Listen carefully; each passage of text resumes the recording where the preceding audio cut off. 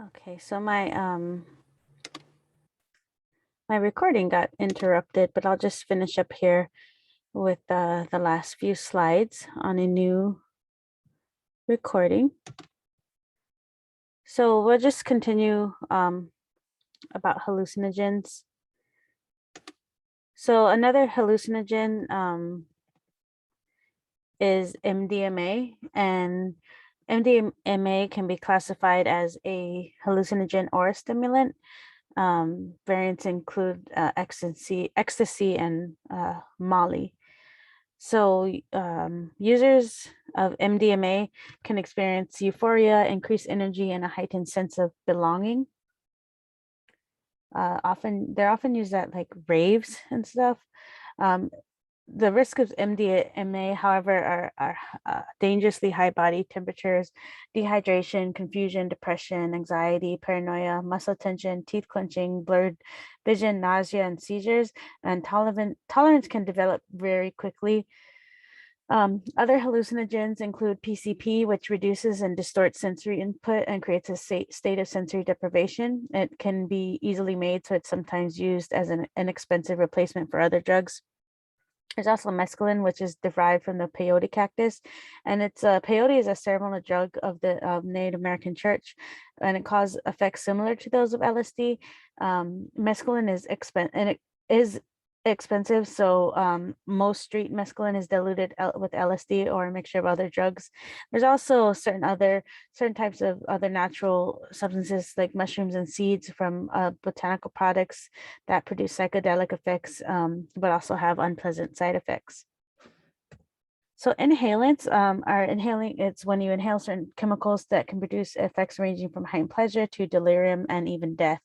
Inhalants fall into several major groups, which include volatile solvents, which are like paint thinner, glue, and gasoline. Aerosols, which are sprays that contain propellants and solvents, and nitrites, and anesthetics, which is nitrous oxide or laughing gas. So inhalants use tends to be highest among younger adolescents and declines with age. Inhalant use is difficult to control because inhalants are found in a variety of seemingly harmless products that are legal and inexpensive. Methods of using inhalants include sniffing, snorting, bagging, which is inhaling fumes from plastic bags, and huffing, which is placing an inhalant soaked rag in the mouth. So inhalants slow bodily functions, and at low doses, they can cause users to feel slightly stimulated. At higher doses, they lead to lowering of inhibitions. Inhalants can cause loss of consciousness, heart failure, nervous system impairment, hearing loss, increased risk of cancer, damage to the liver, kidneys, bone marrow, and even death. So prescription drug misuse is the use of medication without a prescription in a way other than it is prescribed for the feelings, for experience or the feelings that it elicits.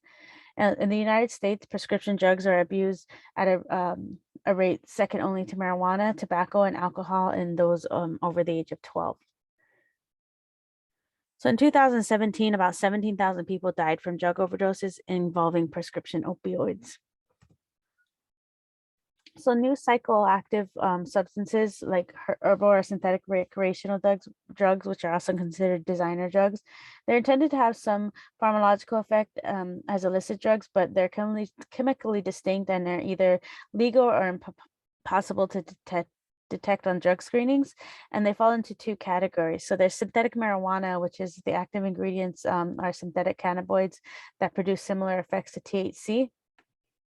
And it's sold as a herbal incense with names like Spice, K2, Genie, or Mr. Nice Guy. And they're popular, it's popular among young people. Synthetic stimulants have properties like cocaine or amphetamines. Those are sold as bath salts, and they are similar to the effect of MDMA. They can be ingested by smoking, eating, injecting, or snorting, and they have very severe effects, include combative violent behavior, extreme agitation, confusion, hallucinations, hypertension, chest pain, and suicidal thoughts. So preventing drug-related problems in drugs in society and families. The cost of the opioid epidemic, including taxpayer funding, services, and the cost paid by individuals, families, employers, and in private insurance, is about $700 billion. And the relationship between drugs and crime is very complex. People accused of crimes related to drug possession, sale, or use have flooded the criminal justice system, and the violence and the use of guns is more prevalent in areas with heavy drug trafficking. So the healthcare issues, including emergency department admissions and death, and there isn't enough space in treatment facilities to help all the millions of Americans who need immediate treatment. And drug abuse affects not only drug users, but their families and children as well. Legalizing drugs is another political issue right now. And has been for a long time. So supporters of some form of drug legalization or decriminalization argue that legalization would eliminate much of the crime associated with drug use. Also, opponents argue that legalization would foster greater drug misuse and dependence. So in 2017, the Trump administration declared an opioid crisis and issued an executive order to establish a commission to combat the overdose deaths. And under the Affordable Care Act, all health insurance and the health insurance exchange provided by Medicaid must also include services for treatment of substance use disorders.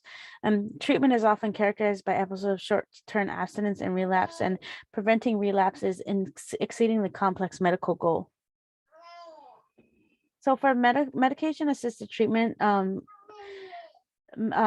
involves using medications to reduce the craving for the abused drug or to block its opposed effect. And the best known medication for drug abuse is methadone. It's a synthetic drug substitute for a more damaging one, such as heroin. So methadone reduces the craving for heroin, and although methadone is addictive, it allows the affected individual to function normally in daily activities. So the narcotic buprenorphine is approved for treatment of opiate addiction, and other drugs are being researched. Relapse rates for medication-assisted treatment are high, but decrease when psychological and social services are also provided concomitantly. So treatment centers, they are often short-term and long-term services, including hospitalization, detoxification, counseling, and other mental health services. So there's one type, which is a therapeutic community, and it's a residential program administered by ex-addicts who use confrontation, strict discipline, and peer pressure to re-socialize the affected individuals with a different set of values. There's also halfway houses, which offer a transition from residential programs to independent living. So groups in peer counseling, like Alcoholics Anonymous and Narcotics Anonymous, they help people acknowledge that they have a problem over which they have no control. And peer counseling programs are available in different locations, and especially in college. So harm reduction strategies attempt to minimize the negative effects of drug use and abuse. Examples include the use of designated drivers to reduce alcohol-related motor vehicle crashes, drug substitution programs like methadone clinics, syringe exchange programs to reduce HIV and hepatitis C transmission, and including safe injection facilities, easy to use forms of naloxone, and which is a drug that rapidly reverses opioid overdose and overdose, and free testing of street drugs for purity and potency. So codependency, that's many treatment programs offer counseling for people close to those who abuse drugs, and these individuals can develop behaviors known as codependency that help or enable the drug abuser to remain drug dependent. People who are codependent often engage in behaviors that remove or soften the effects of the drug use on the user, and it's called enabling behaviors. So traditional government programs aim at stopping the drug problem. They focus on stopping the production, importation, and distribution of illegal drugs. A new drug policy that was announced in 2010 focused on stopping the demand for drugs. Strategies for reducing the drug problem in the future include things like development of persuasive anti-drug educational programs, and direct approaches to building young people's self-esteem, improving academic skills, and increasing recreational opportunities, and direct approaches like providing information about the adverse effects of drugs and teaching young people strategies to resist peer pressure. Prevention efforts need to focus on motivations for people to prevent using and misusing drugs, and approaching different groups with different techniques for the unique needs of different members of society. That's all I have for chapter 8. So thanks for listening and good luck on your quiz this week.